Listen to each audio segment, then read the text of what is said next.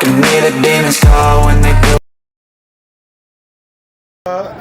Kwa jina naitwa Kasim, afisa mtendaji mkuu wa taasisi ya Twende Pamoja na Mama Sports Promotion, ambao wao ndio waandaaji wa pambano hili ambalo leo hii tumefikia hatua ya kumtafuta mshindi wa tatu katika mashindano ambayo yanaendelea viwanja vya Mji Mwema wilaya ya Kigamboni.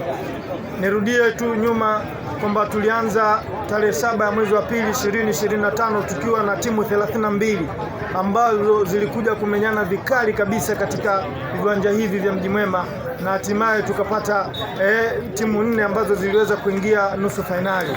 Lakini katika timu hizo 4 ambazo ziliweza kuingia nusu fainali, leo hii ndio tunamtafuta mshindi wa tatu katika mashindano haya, na siku ya kesho tarehe 5, Mungu akitujalia kheri, basi tunaenda kumtafuta mshindi wa mashindano haya ambayo tulianzisha kwa lengo la kuunga mkono juhudi za Mheshimiwa Rais wa Jamhuri ya Muungano wa Tanzania, Mheshimiwa Daktari Samia Suluhu Hassan.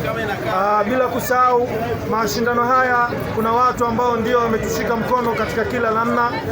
Wa kwanza kamishna mkuu wa TANAPA Bwana Juma Kuji, pia mkurugenzi mkuu wa Makunduchi Villa Bwana Muhammad Haji, tunao Bwana Doto Samuel Luekiza, mkurugenzi wa Togabe, kuna Kingo Estate, na bila kuwasahau hawa Fahamu Logistics.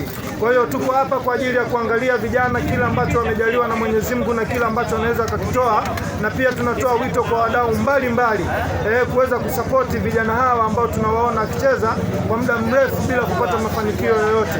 Lengo letu tuwaibue vipaji na tuwaonyeshe njia rasmi ya kuelekea katika masuala ya football. Kwa hiyo tunatoa wito wadau kuwepo na mashindano haya mara kwa mara, yataweza kuleta morali kubwa kwa vijana wetu kuweza kufanya mazoezi kwa bidii na hatimaye kujiajiri wenyewe. Tunajua football ni pesa, football ni ajira, football ni kila kitu.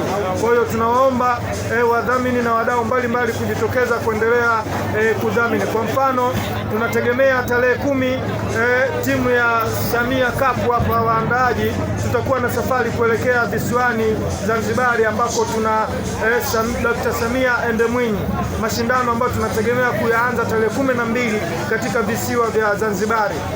Lengo kubwa bado ni kuendelea kufanya kuonyesha vipaji, ambapo kule tutachukua timu 4 zilizoingia nusu fainali na timu 4 ambazo zimeingia nusu fainali hapa bara tutakuja kupiga Super 8 ya pamoja.